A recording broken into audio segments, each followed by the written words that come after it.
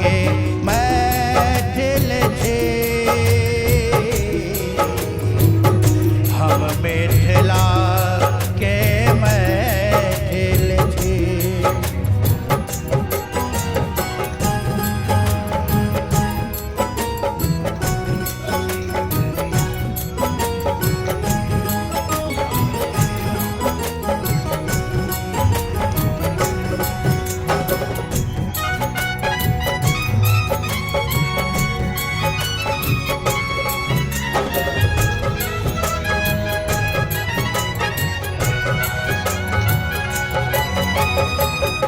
यज्ञकुंड में शररक गम गम, फूल बेल पात सो भरल आंगन।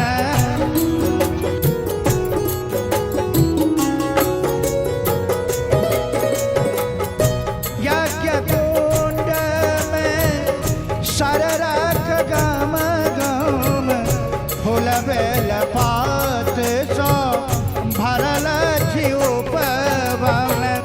भैरव बाबा गामक रौनक, बिसहारा माँ देवी अनुपम। बेदर जाओ चार तिथि, हम मिथिला के मैथिल छी, हम मिथिला के मैथिल